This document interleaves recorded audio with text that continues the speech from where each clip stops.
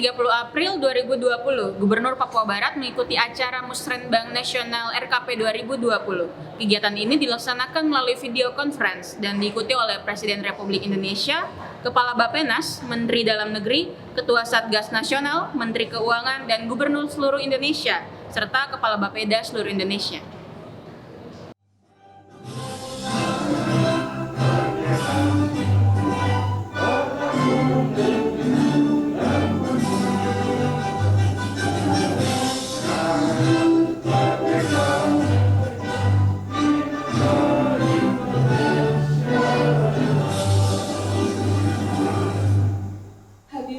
Silakan duduk kembali.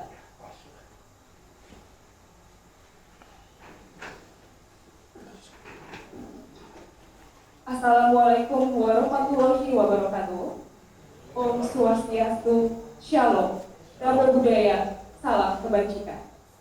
Yang terhormat Presiden Republik Indonesia Bapak Joko Widodo, yang terhormat Wakil Presiden Republik Indonesia Bapak Kiai Haji Ma'ruf Amin, yang terhormat Bapak Ibu pimpinan lembaga negara atau yang mewakili, para Menteri Kabinet Indonesia Maju, Bapak Ibu pimpinan tinggi media dan pratama Kementerian PPN Bappenas dan Kementerian lembaga terkait, para gubernur, bupati, wali kota, kepala Bapeda provinsi atau yang mewakili, para undangan, hadirin yang berbahagia. Selamat pagi dan selamat datang pada acara pembukaan Musyawarah Perencanaan Pembangunan Nasional tahun 2020 dalam rangka menyusun rencana kerja pada kesempatan yang sama, Kepala Bappenas Republik Indonesia dalam rangka susunan rencana kerja pemerintah tahun 2021, pandemi COVID-19 menimbulkan dampak yang besar bagi pembangunan nasional, berpengaruh terhadap pencapaian RPJMN 2020-2024. Kepala Bappenas mengatakan, untuk mengejar target RPJMN berfokus pada mempercepat pemulihan ekonomi dan reformasi serta mempersiapkan restruksi program dan penganggaran. Kepada Bapak Suharto Monoarfa, kami silakan.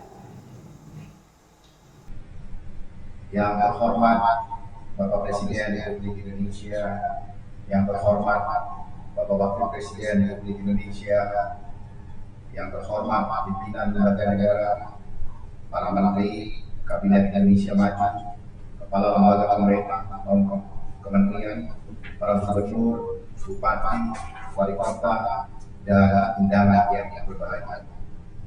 Assalamualaikum warahmatullahi wabarakatuh. Selamat pagi, salam sejahtera bagi kita semua. Salam, Om Swastiastu, Namo Buddhaya, Salam Kebajikan. Marilah kita naikkan rasa syukur kita kehadirat Allah Subhanahu wa Ta'ala sehingga dapat menghadiri acara Musrenbang tahun 2020 dalam rangka penyusunan rencana kerja pemerintah tahun 2021. Sebelumnya, perkenankanlah kami mengucapkan selamat menunaikan ibadah puasa Ramadan bagi yang menjalankan. Kami menyampaikan terima kasih setinggi-tingginya atas kehadiran Bapak Presiden dan Bapak Wakil Presiden pada acara pembukaan Musrenbang hari ini. Dan mohon perkenan Bapak memberikan arahan bagi seluruh peserta Musrenbang. Bapak Presiden dan Bapak Wakil Presiden, hadirin yang kami hormati. Musrenbangnas tahun 2020 sangat berbeda pelaksanaannya dibandingkan dengan tahun-tahun sebelumnya, di mana pelaksanaannya tahun ini dilakukan secara virtual.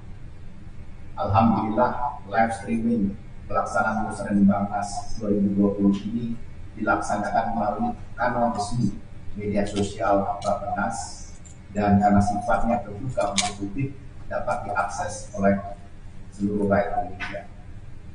Selain pertimbangan kebijakan work from home, namun Musrenbang online juga merupakan suatu cara baru dalam merespon kebijakan in-government yang responsif dan adaptif terhadap lingkungan strategis yang berkembang. Kita memahami bahwa dewasa ini kita sedang menghadapi tantangan yang sangat berat, barangkali terberat sejak krisis finansial Asia 1998-1999. Hampir semua negara di seluruh dunia saat ini sedang mencurahkan energi dan sumber dayanya untuk mengatasi wabah pandemi COVID-19. Untuk itu, pelaksanaan Musrenbangnas sangat penting dilaksanakan dalam rangka penyusunan rencana kerja pemerintah tahun 2021 yang erat kaitannya dengan tantangan yang kita hadapi saat ini. Pandemi COVID-19 telah menimbulkan dampak yang besar terhadap pembangunan nasional.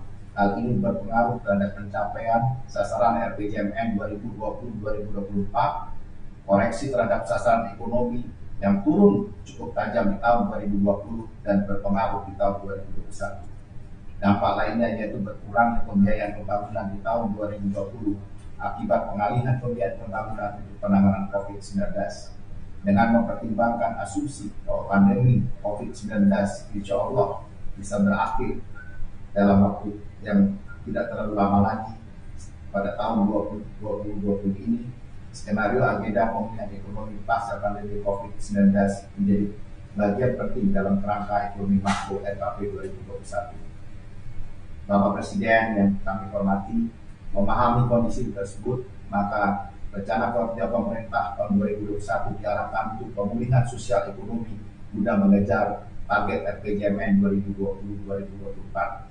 Untuk itu, tema RKP 2021 adalah mempercepat pemulihan ekonomi dan reformasi sosial dengan fokus pada pemulihan industri, pariwisata, dan investasi, reformasi sistem kesehatan nasional, reformasi sistem jaringan pengaman sosial, dan reformasi sistem ketahanan bencana.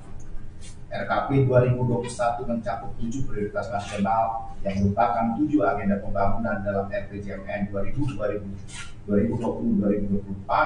yaitu penguatan ketahanan ekonomi, pengembangan wilayah, peningkatan sumber daya manusia, peningkatan revolusi mental, dan pembangunan kebudayaan, penguatan infrastruktur, pembangunan lingkungan hidup, ketahanan bencana dan perubahan iklim, dan stabilitas Polhukam, dan transformasi pelayanan publik.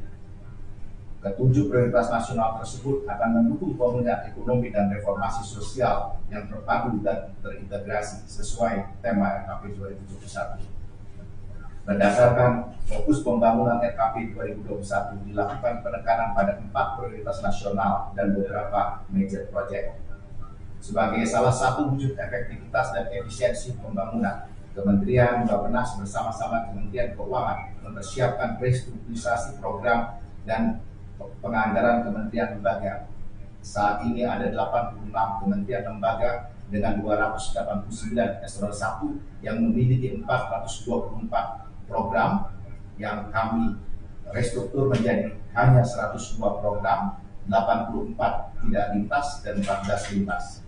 Tujuan dari restrukturisasi ini adalah untuk memastikan fungsi seluruh elemen pemerintah tercermin dan terbagi habis di seluruh program kementerian lembaga, memastikan pelaksanaan seluruh prioritas nasional dan major project terakomodasi dalam program kegiatan output kementerian lembaga, dan memastikan satu output dihasilkan tidak lebih dari satu kementerian lembaga, yang hari ini satu kementerian lembaga memiliki 3-4 program di masing-masing eselon satunya, dan memastikan konvergensi pencapaian sasaran dalam program lintas, baik program lintas unit eselon 1 dalam 1 KL maupun program lintas KL. Kami juga berharap efisiensi ini juga dapat diikuti oleh seluruh daerah di seluruh Indonesia. Sebagai rangkaian penyusunan RKP tahun 2021, dapat kami laporkan bahwa telah dilaksanakan rapat koordinasi gubernur di Jakarta pada tanggal 3 hingga 4 Maret 2020, rapat koordinasi teknis perencanaan pembangunan di Surabaya pada tanggal 3 hingga 6 Maret 2020, dan di Bandung pada tanggal 10 sampai 13 Maret 2020. Musrenbang Provinsi pada tanggal 6 sampai 29 April 2020, serta pembukaan pada hari ini, dan persidangan online per provinsi yang akan berlangsung hingga 11 Mei. Pada rapat koordinasi gubernur yang dihadiri oleh gubernur dan kepala Bapeda provinsi seluruh Indonesia, telah dilakukan penyampaian prioritas 2021 kepada daerah dan penyampaian usulan proyek prioritas daerah yang mendukung pelaksanaan major project oleh para gubernur. Usulan tersebut kemudian dibahas secara mendalam dalam rapat koordinasi teknis perencanaan pembangunan yang melibatkan Kementerian, Bappenas, Kementerian Dalam Negeri, Kementerian dan lembaga terkait, serta Bapeda Provinsi seluruh Indonesia. Sebagai tindak lanjut, pemerintah provinsi membahas kembali usulan-usulan tersebut dalam agenda Musrenbang Provinsi. Dalam upaya meningkatkan kualitas perencanaan pembangunan, maka pembahasan Musrenbangnas kali ini akan menitik beratkan pada 20 rangkaian usulan terpilih yang menjadi prioritas pembangunan daerah di masing-masing provinsi yang dilengkapi dengan dukungan kesiapan dan merupakan kewenangan pusat untuk dibiayai dengan APBN serta usulan kegiatan tambahan yang disesuaikan dengan isu dan kondisi masing-masing provinsi. Bapak Presiden dan Bapak Wakil Presiden yang kami hormati, akhirnya pada kesempatan ini juga kami ingin laporkan bahwa Kementerian Bappenas kembali mengadakan penghargaan pembangunan daerah kepada pemerintah daerah dengan perencanaan, pencapaian, dan inovasi pembangunan terbaik. Penghargaan pembangunan daerah tahun 2020 akan diberikan kepada 3 provinsi terbaik, 3 kabupaten terbaik, dan 3 kota terbaik. Selanjutnya, kami mohon dengan hormat perkenan Bapak Presiden untuk memberikan pengarahan sekaligus membuka Musrenbangnas 2020. Demikian laporan kami. Terima kasih atas perhatian Bapak Presiden, Bapak Wakil Presiden, beserta seluruh hadirin Musrenbangnas 2020. Wassalamualaikum warahmatullahi wabarakatuh. Om Santi Santi Santi Om. Bapak Ibu hadirin yang kami hormati, selanjutnya kita dengarkan dengan seksama sambutan Presiden Republik Indonesia dilanjutkan dengan pernyataan pembukaan acara Musyawarah Perencanaan Pembangunan Nasional tahun 2020. Yang terhormat Bapak Joko Widodo, kami silakan. Bismillahirrahmanirrahim. Assalamualaikum warahmatullahi wabarakatuh. Selamat siang, salam sejahtera bagi kita semuanya. Shalom, Om Swastiastu, Namo Buddhaya, salam kebajikan. Yang saya hormati Bapak Wakil Presiden, yang saya hormati para Menteri Kabinet Indonesia Maju, Panglima TNI, Kapolri, Jaksa Agung, dan seluruh kepala lembaga kementerian dan non-kementerian. Yang saya hormati para gubernur, bupati dan wali kota, para kepala Bapeda provinsi, Bapak Ibu hadirin undangan yang berbahagia.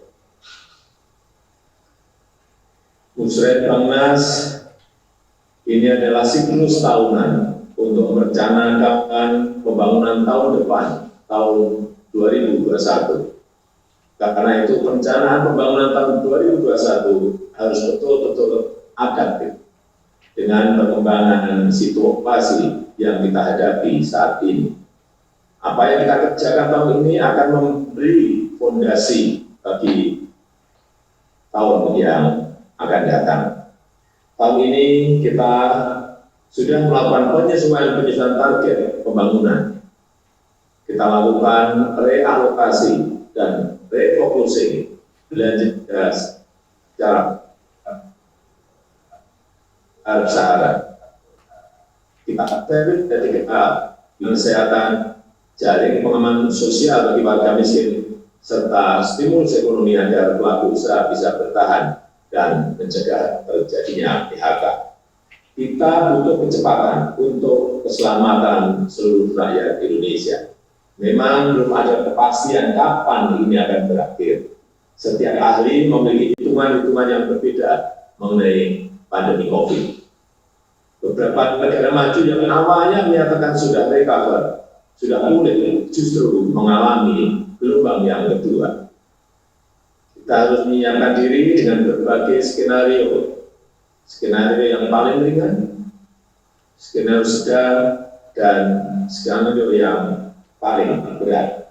Tapi saya meyakini, insya Allah dengan kedisiplinan, dengan kecepatan, dengan ketepatan langkah-langkah kita akan bisa melalui situasi yang berat ini. Dengan berbagai skenario itu, kita siapkan langkah-langkah mitigasi, baik mitigasi dampak kesehatan maupun mitigasi dampak ekonomi. Dan sekaligus juga menyiapkan langkah-langkah recovery, langkah-langkah pemulihan jika penyebaran COVID-19 ini sudah bisa kita kendalikan. Hadirin yang saya hormati, saya optimis. Tahun 2021 adalah tahun recovery, tahun pemulihan, dan tahun rebound. Untuk itu, selain kecepatan dalam mengatasi COVID, kita juga perlu kecepatan untuk pulih, kecepatan untuk recovery. Saya melihat negara yang akan menjadi pemenang bukan hanya negara yang berhasil cepat mengatasi COVID, tapi juga negara yang cepat melakukan pemulihan, cepat melakukan recovery. Situasi pandemi seperti saat ini memberikan kita kesempatan untuk melihat lagi apa yang perlu kita perbaiki, apa yang perlu kita reform, apa yang segera kita harus pulihkan. Dalam soal reform, dalam masa pandemi ini kita harus melihat seberapa kuat ketahanan sosial kita, seberapa kuat ketahanan ekonomi kita, dan seberapa kuat ketahanan pangan kita, seberapa besar ketergantungan kita pada negara lain. Dan dalam situasi seperti ini, kita bisa melihat dan menghitung lagi berbagai potensi di dalam negeri yang kita miliki yang belum terkelola dengan maksimal, yang belum kita bangun dan kita manfaatkan secara baik. Sebagai contoh, apa yang terjadi di sektor kesehatan, industri farmasi, bahan baku obat, kita saat ini masih impor. 95% masih impor. Alat-alat kesehatan, ada tidak? Apa yang bisa kita produksi sendiri? Dan apa saja yang kita beli dari negara lain? Sekarang kelihatan semuanya. Lalu bagaimana dengan tenaga medis? Rasio dokter spesialis, perawat, apa cukup menghadapi situasi seperti saat ini? Negara kita juga punya berbagai persoalan di sektor kesehatan. Kita punya beberapa penyakit menular berbahaya yang perlu penanganan khusus seperti TBC.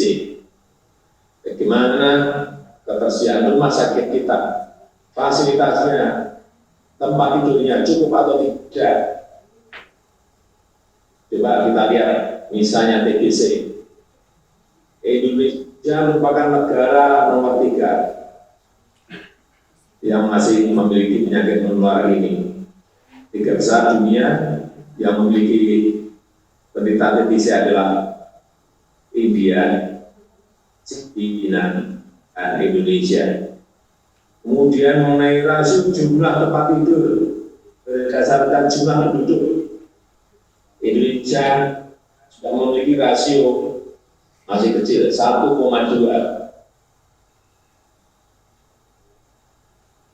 per 1000. Artinya hanya tersedia 1,2 tempat tidur bagi 1000 penduduk. Dibandingkan negara lain, Indonesia juga masih kalah.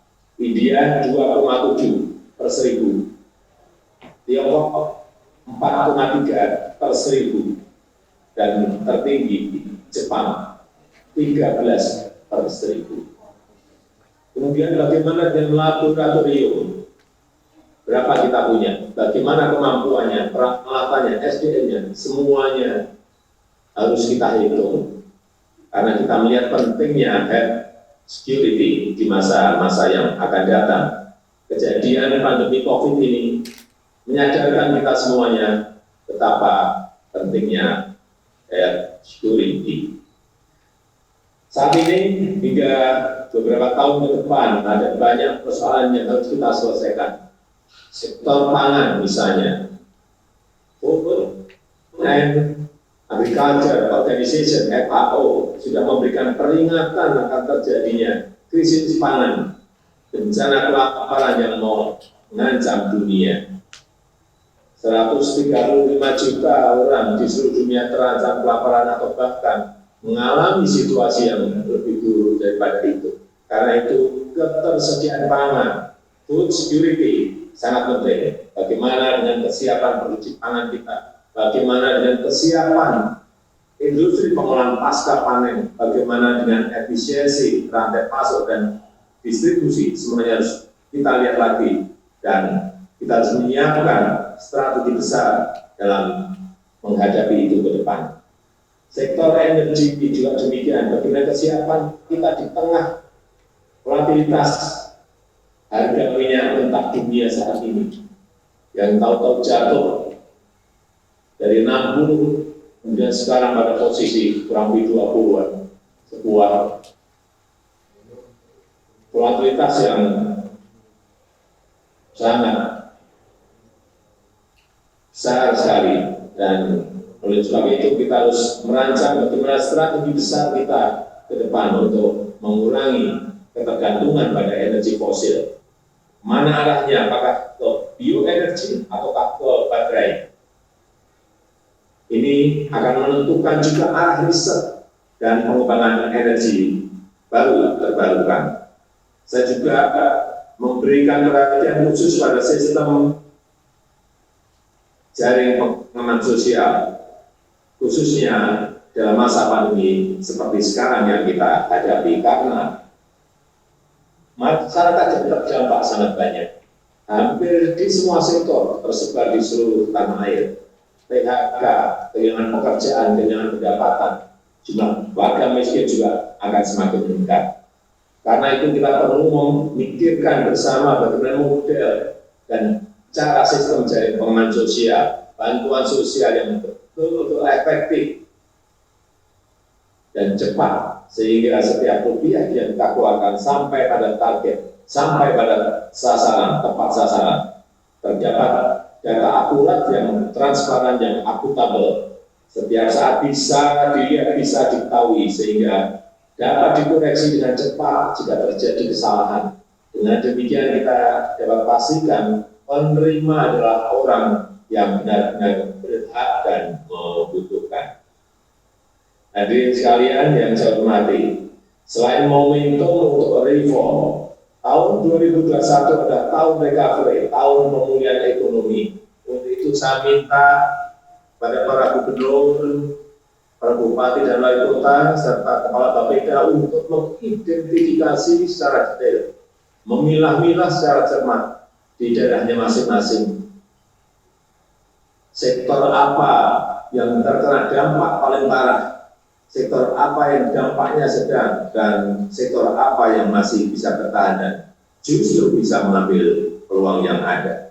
Karena saya melihat ada beberapa sektor yang sangat terpukul, seperti sektor UMKM, sektor pariwisata, sektor konstruksi, sektor transportasi. Namun ada juga yang masih bisa bertahan dan bahkan bisa bergerak memanfaatkan momentum ini. Misalnya sektor tekstil dan produk tekstil, sektor kimia, sektor farmasi, sektor alat kesehatan, sektor makanan dan minuman, serta sektor jasa telekomunikasi dan sektor jasa logistik. Saya minta disiapkan strategi besar recovery-nya, peta jalan dan tahapan-tahapannya. Tahapan mitigasi yang dilakukan saat ini seperti apa? Apa sektor yang prioritas yang harus dibantu? Berapa lapangan kerja yang bisa diselamatkan? Setelah tahap mitigasi COVID selesai, kita masuk ke tahap recovery. Siapkan sektor apa yang bisa pulih cepat, yang bisa langsung rebound, mana yang pulihnya agak lambat, apa rencana intervensi kebijakan yang bisa dilakukan. Saat ini kita masih fokus pada tahap mitigasi.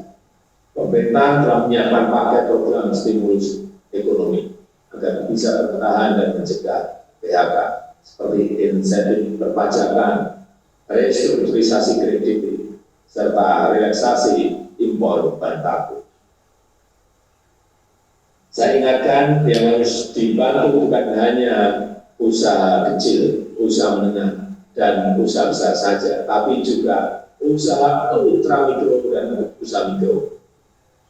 Program stimulus ekonomi juga harus menjangkau sektor-sektor informal, pedagang kaki lima, tukang gorengan, tukang tambal ban, warung-warung kecil, dan sebagainya. Jumlah yang seperti ini sangat besar, dan menurut data Bappenas angkanya mencapai 40 juta dan juga banyak menampung tenaga kerja. Sebagian besar dari mereka tidak bersentuhan dengan bank atau lembaga keuangan. Ini juga yang harus kita perhatikan.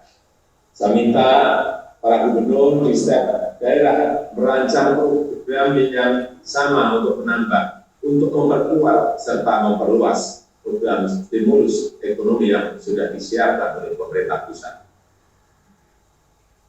Saya hanya detail dalam menyiapkan program stimulus ekonomi di daerah. Jalankan dengan skema yang jelas, yang transparan dan terukur. Sektor apa mendapatkan stimulus apa dan bisa menyelamatkan tenaga kerja dalam semuanya harus dihitung. Jangan sampai hanya mau mendapatkan stimulus ekonomi tapi tetap melakukan PHK pada pekerjanya. Saya juga minta untuk diverifikasi dengan benar dan lakukan evaluasi kembali secara berkala terhadap efektivitas paket stimulus ekonomi yang sudah diberikan, sehingga betul-betul berdampak pada penyelamatan jutaan tenaga kerja yang tergantung hidupnya di sektor ini. Dan ini yang saya hormati, kita sedang bekerja dalam kondisi tekanan yang luar biasa. Karena itu dibutuhkan sinergi yang kuat, kerjasama yang terjalin antara pemerintah pusat dan pemerintah daerah, mulai dari pemerintah pusat dan pemerintah provinsi, pemerintah kabupaten dan kota, sampai pemerintah desa, terus berjalan dalam satu visi, satu arah, satu kebijakan yang solid. Kalau ada masalah di lapangan, segera kita perbaiki, kita sempurnakan bersama-sama. Karena dalam situasi seperti ini, tidak ada satu pun negara di dunia dari 213 negara yang betul-betul siap. Saya meyakini dengan sinergi itu berbagai dampak dari pandemi global ini insya Allah dapat segera diatasi. Masyarakat rentan terdampak tertangani dengan baik dan kita bisa melewati badai ini dengan selamat. Saya rasa itu hal penting yang ingin saya sampaikan pada kesempatan yang baik ini. Dan dengan mengucap Bismillahirrahmanirrahim, siang hari ini saya nyatakan dibuka musyawarah perencanaan pembangunan nasional Musrembang Bangnas tahun 2020. Terima kasih. Wassalamualaikum warahmatullahi wabarakatuh. Sambutan Menteri Dalam Negeri pada Musrembangnas tahun 2020, ia mengatakan 2 program penting kualitas fokus penanganan COVID akan berlanjut jika pandemi ini belum berakhir. Mencegah penyebaran, memperkuat sistem kekebalan tubuh warga, memperkuat kapasitas kesehatan, memperkuat ketahanan pangan, mengembangkan industri alat kesehatan, dan mendukung bantuan sosial kepada warga yang sulit, serta menjaga agar dunia usaha tetap bisa hidup walaupun ekonomi berjalan lambat. Mengkualitaskan program yang mendesak bagi skala nasional dan program mendesak bagi wilayah itu sendiri. Menteri mengatakan jika krisis ini berakhir pada tahun 2020, tahun 2021 akan dilakukan pemulihan sektor yang memajukan kesejahteraan rakyat dan melanjutkan visi misi Presiden Jokowi. Karena harus melakukan perencanaan di tengah ketidakpastian. Sekali lagi, meskipun kita berdoa kepada Tuhan Yang Maha Kuasa agar krisis ini bisa berakhir di tahun ini juga. Namun kita harus juga siap-siap dan worst scenario jika ini berlanjut. Oleh karena itulah, maka opsi satu kalau COVID-19 ini masih berlanjut, maka fokus kita tetap pada penanganan COVID.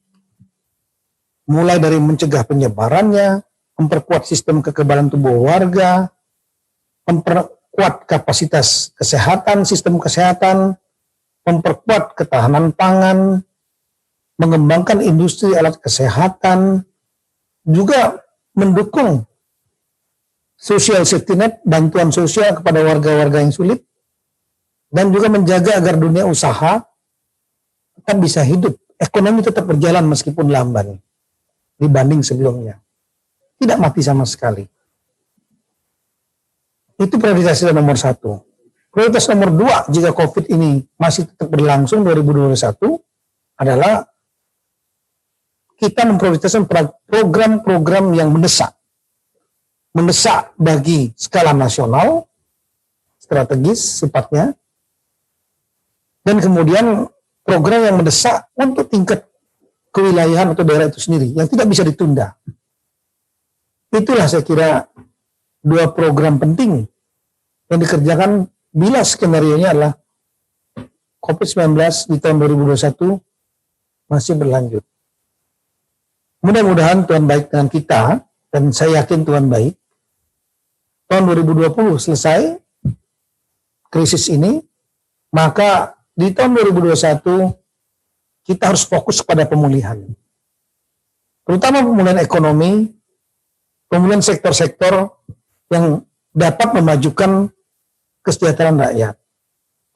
Nah, kemudian kedua, kita tetap melanjutkan visi misi Bapak Presiden Jokowi yang 5 yang sudah disampaikan. Tetap kita fokus kembali kepada pembangunan sumber daya manusia, kesehatan, pendidikan, fokus juga kembali kepada melanjutkan pembangunan infrastruktur, jalan, dermaga, bandara, terminal, dan lain-lain untuk konektivitas, mempercepat laju pembangunan. Yang ketiga, kita harus memotong regulasi-regulasi yang tidak penting, disederhanakan. Kemudian kita mulai juga berpikir mengembangkan agar sumber daya alam kita memiliki value added, nilai tambah, dan membuka sektor manufaktur dan juga kemajuan teknologi informasi, mengembangkan jasa modern, startup, unicorn, dan lain-lain. Ini dunia baru, lapangan kerja baru yang perlu untuk diraih oleh pemuda-pemuda Indonesia. Saya kira itu Bapak Ibu sekalian yang saya sampaikan pada kesempatan baik ini. Mudah-mudahan dapat memberikan masukan dalam rangka menyusun perencanaan di daerah masing-masing di tahun 2021 dan disinkronkan dengan kebijakan-kebijakan atau rencana kerja pemerintah di tahun 2021 tingkat pusat. Sekian, terima kasih. Assalamualaikum warahmatullahi wabarakatuh. Bapak Ibu hadirin yang kami hormati, selanjutnya marilah bersama-sama kita dengarkan arahan Kepala BNPB mengenai strategi penanganan pandemi COVID-19. Kepada Bapak Doni Monardo kami silakan. Assalamualaikum warahmatullahi wabarakatuh. Salam sejahtera untuk kita semuanya. Om Swastiastu, Namo Buddhaya, salam kebajikan. Yang saya hormati seluruh peserta Musren Bangnas yang hadir. Ada hal lain yang penting kita pahami adalah kenapa seseorang tertular. Ada 2 poin di sini. Yang pertama, tertular karena pengaruh tangan menyentuh hidung, mulut, dan mata.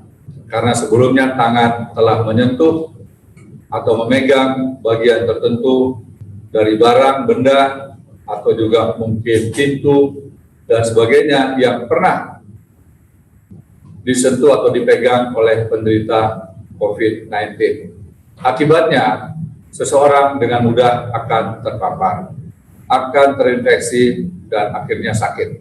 Oleh karenanya, anjuran pemerintah untuk selalu mencuci tangan dengan sabun, air mengalir sampai bersih adalah sebuah program yang harus dilakukan secara terus-menerus. Termasuk juga penggunaan masker. Kenapa seseorang harus menggunakan masker? Baik pada saat berada di tempat umum maupun juga di kediaman pribadi ketika sedang adanya pertemuan atau kumpul-kumpul dengan keluarga. Ini semuanya harus diterjemahkan dengan bahasa yang mudah dipahami, termasuk istilah social distancing dan physical distancing.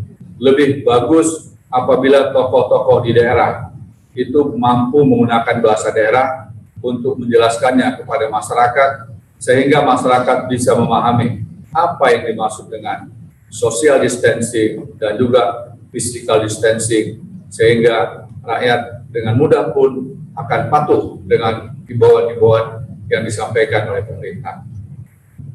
Bapak Ibu sekalian, ada hal lain yang penting yang kita pahami adalah kelompok yang paling terdampak dan berisiko tinggi terhadap COVID-19 ini adalah mereka yang memiliki penyakit penyerta dan usia lanjut.